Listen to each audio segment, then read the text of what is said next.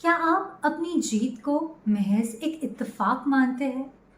क्या आप अपने आप को कॉन्स्टेंटली किसी न किसी के साथ कंपेयर करते हैं और बाज़ जगहों पर आपको ये लगता है कि वो आपसे बेहतर है और आप उनसे कमज़ोर हैं? जब आपको कोई कॉम्प्लीमेंट दे, आपकी प्रशंसा करे, आपकी तारीफ करे, तो आपको लगता है वो झूठी है और आप उसके काबिल नहीं। तो इस कंडीशन को साइकोलॉजिस्ट इम्पोस्टर सिंड्रोम कहते हैं। दरअसल इम्पोस्टर सिंड्रोम एक ऐसी कंडीशन है जहां पर एक व्यक्ति सेल्फ डाउट में अपनी ज़िंदगी गुजारता है। जी हाँ, 70% लोग कई बार इस चीज़ से जूझते रहते हैं।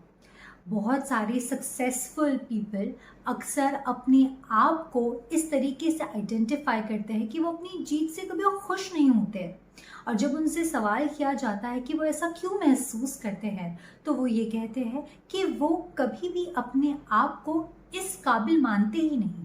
जो भी चीज़ उन्होंने हासिल की है, ये महज एक लक की तरीके से वो आइडेंटिफाई करते हैं। एक टाइम ऐसा भी था जब एल्बर्ट आइंस्टाइन खुद अपने आप को इस चीज़ से रिलेट करता था। उन्होंने अपने एक इंटरव्यू में कहा था that I consider myself as an involuntary swiggler, जिसका मतलब ये है कि वो अपने आप को स्विगलर यानी फ्रॉड के तौर पे देखते हैं, क्योंकि जो भी चीज़ें उन्होंने हासिल की है वो उन्हें लगता है कि वो एक महज एक इत्तेफाक के तौर पे उन्हें मिली है। जबकि आप और मैं ये दोनों जानते हैं कि जो भी आविष्कार उन्होंने किए थे वो कितने महत्वपूर्ण थे।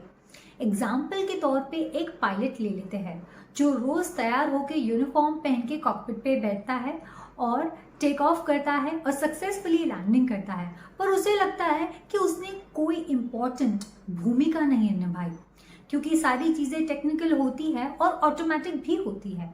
बट ये बहुत ही ज़्यादा इम्पॉर्टेंट बात है कि एक पायलट की बहुत ही ज़्यादा अहम भूमिका होती है एक फ़्लाइट की सक्सेसफुल लैंडिंग के लिए।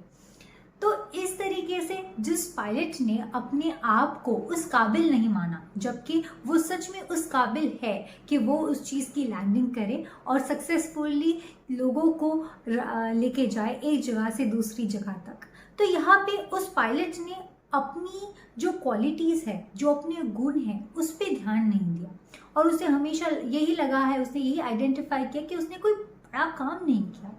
ठीक इसी तरह एक इम्पोस्टर सिंड्रोम में एक व्यक्ति पोर परसेप्शन ऑफ रियलिटी के चलते सच जो एक्चुअल रियलिटी है उसे कभी देख नहीं पाता है और उसे यही लगता है कि वो उस चीज़ के काबिल नहीं है और वो हमेशा सेल्फ डाउट करता है। दरअसल ऐसे लोग हमेशा फेलियर से डरते हैं, या तो वो बहुत ही प्रोफेशनल होते हैं या तो फिर वो हर चीज़ों को प्रोक्रास्टिनेट करने की कोशिश करते हैं और उस चीज़ को सॉल्व करने में उन्हें डर लगता है। अगर आप अपने आप को इस तरीके से आइडेंटिफाई करते हैं और आपको लगता है कि आप किसी चीज़ के काबिल नहीं हैं, बार बार आप अपने आप को किसी और से कंपेयर करते हैं और आपको लगता है कि आप स्किल्ड नहीं हैं, आप में कोई पोटेंशियल नहीं है और आप हमेशा इस चीज़ से शाय अवे हो जाते हैं, आप अपने आप को क्रेडेंशियल्स जो होते हैं, आप अपने आप को जो ब्राउनी पॉइंट्स देने चाहिए वो आप अपने आप को नहीं देते हो। आप हमेशा अपने आप को कमज़ोर ही मानते हो लोगों के साथ में टैली करने के बाद में। तो अगर आप इस चीज़ से जूझ रहे हैं तो you should talk to your psychologist. और इस चीज़ को बेहतरीन तरीके से अगर निकलना है तो एक ही इसमें चीज़ कर सकते हैं कि आप अपने आप के लिए रैशनलाइजेशन स्किल का इस्तेमाल करें।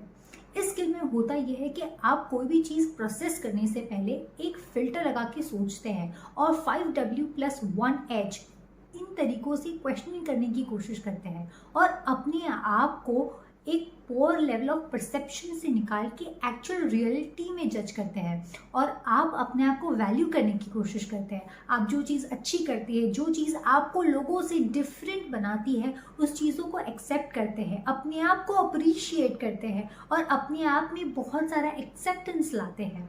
अगर आप में इस एक्सेप्टेंस की कमी है और आपको भी लगता है कि आप इम्पोस्टर सिंड्रोम से जूझ रहे हैं, तो आप हमसे कनेक्ट हो सकते हैं। अगर आपको आज का टॉपिक अच्छा लगा तो don't forget to like, share and subscribe and please हमें बताइए कि आप ऐसी कौन सी चीज़ है जो और जानना चाहते हैं। Till then stay tuned.